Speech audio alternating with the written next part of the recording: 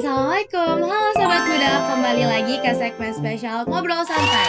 Nah, kali ini kita kedatangan tamu spesial nih, Kak Bintang Ramadan. Halo. Kak Bintang ini tuh ternyata alumni muda juga loh guys. Nah, kali ini tuh kita bakal ngobrol-ngobrol sedikit nih sama kakaknya. Boleh dong Kak kenalin dirinya? Oke, sebelumnya makasih banyak ya Teh. Halo, perkenalkan nama saya Bintang Ramadan. Saya alumni dari SMP Muhammadiyah 8 Antapani Bandung dan saya saat ini sedang berkuliah di Universitas Islam Bandung. Wah, gimana sih Kak rasanya balik lagi nih ke tempat kakak SMP? Apakah ada sedikit dejavu atau perasaan yang gimana nih? Wah, kalau ditanya soal perasaan mah ya Teh ya, kayak seneng iya, kangen iya, jadi keinget masa lalu gitu loh. Wah, banyak banget ya ternyata perasaannya. Betul. Kan kakak tuh alumni SMP Muhammadiyah 8 Bandung. Menurut kakak tuh apa sih hal yang paling berkesan selama kakak sekolah di sini? Yang paling berkesan sebenarnya banyak Teh. Setiap dari kelas 7, 8, 9 itu berkesan semua gitu. Serame. Cuman yang paling berkesan itu mungkin di pelepasannya deh. Karena kita tuh berkumpul sama guru-guru gitu loh. Jadi kayak nyatu gitu. Campur aduk. Betul. Nah, selama kakak sekolah di sini tuh ekstrakurikuler apa sih yang kakak ikutin? Nah, untuk ekstrakurikuler atau ekskul itu aku waktu itu ikut volley. Wah, sama kayak aku dong. Aku juga volley di Volley sekarang. juga? Iya, benar. Oke, jadi waktu itu juga dari lomba volley juga aku sempat jadi juara gitu loh. Wah, keren banget ya ternyata. Semoga sekarang aja eskul volley kita juga bisa menang-menang lagi nih. Amin. Kak, selama SMP di sini maupun kakak selama masa SMP kakak nih, tantangan besar apa sih yang menurut kakak itu sulit untuk diatasi? Tapi gimana nih cara ngatasinnya?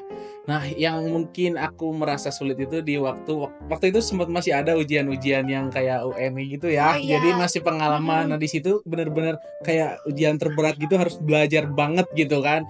Apalagi dengan pengawas yang lumayan kan Oh, gitu kan. iya. Jadi itu mungkin hal yang paling teringat gitu, yang paling susah gitu.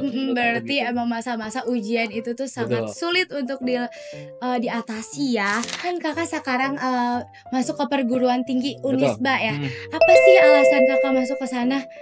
Alasan saya masuk ke Unisba ini karena saya benar-benar suka dalam hal fotografi atau videografi, dan di mana Unisba itu di Vkomnya sendiri ada 7 laboratorium gitu. Salah satu diantaranya adalah fotografi. Makanya saya langsung masuk ke situ gitu, dengan berbeda gitu dari perguruan tinggi lainnya gitu. Oh ya, berarti spesialnya itu karena kakaknya suka fotografi juga, jadi kakaknya masuk ke sana nih ya. Betul. Kan sekarang kakak ini tuh udah masuk perguruan tinggi nih. Gimana sih perbedaan lingkungannya dari SMP? Apakah ada perbedaan yang signifikan atau gimana nih? Oke, menurut aku pribadi gitu ya, bener-bener sangat berbeda gitu dari segi fasilitasnya mungkin yang ada di SMP Muhammadiyah 8 ini gitu kan, dan lingkungannya gitu. Menurut aku kayak guru-guru di sini tuh lebih kayak jadi keluarga gitu, jadi nyatu gitu. Iya gitu. Jadi yang aku rasain sekarang di perkuliahan tuh benar-benar berkurang gitu apa yang aku rasain di SMP. Makanya benar-benar kangen banget sama SMP gitu. Pasti sih Kak. Nah, sebelum kakak masuk Unisba nih, persiapan apa aja sih yang kakak lakuin sebelum kakak masuk dan tes di sana?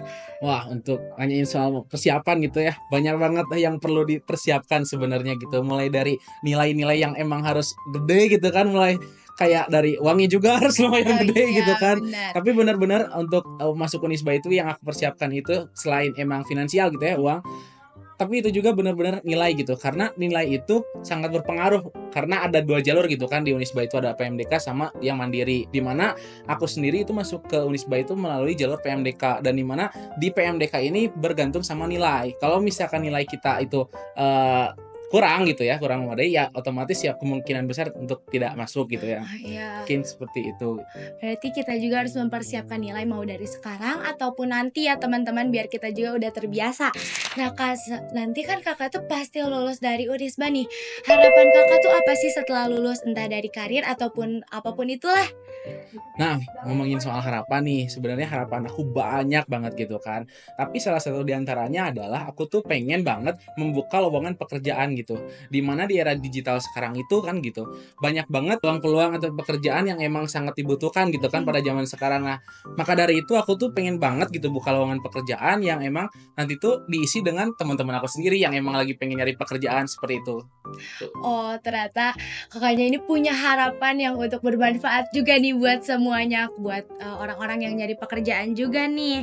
Nah, kan peran pendidikan ini juga pasti penting nih. Kalau menurut Kakak untuk mempersiapkan masa depan ini dari pendidikan tuh gimana sih? Kalau dilihat dari pendidikan sendiri gitu kan, kita tuh benar-benar yang pertama menurut aku pribadi itu lihat dari lingkungannya dulu gitu. Karena lingkungan ini benar-benar berpengaruh untuk, ke nilai kita, ke diri kita sendiri gitu. Benar-benar kita harus ngefilter dari lingkungannya itu gitu. Milih temen yang emang, baik, benar-benar kita tujuannya kemana Mhm, kita harus ngikutin gitu kan. Dan yang kedua ya nilainya itu sendiri gitu. iya, Kita benar-benar harus ngejaga nilai yang bagus gitu, yang emang cukup gitu kan. konsisten Nah ya. betul, konsisten gitu. Untuk ya emang bermanfaat untuk kedepannya mungkin itu, dari mulai pekerjaannya juga gitu ya, Oh iya, karena kan kerjaan sekarang juga butuh nilai yang emang cukup gitu iya. kan, ya gitu. Kayak ternyata kayak gitu tuh, peran pendidikan menurut Kak Bintang. Kak, pasti semua orang tuh pernah ngalamin yang namanya tekanan akademis. Menurut aku juga mungkin Kakak pernah ngalamin gimana sih caranya Kakak tuh mengatasi tekanan akademis itu?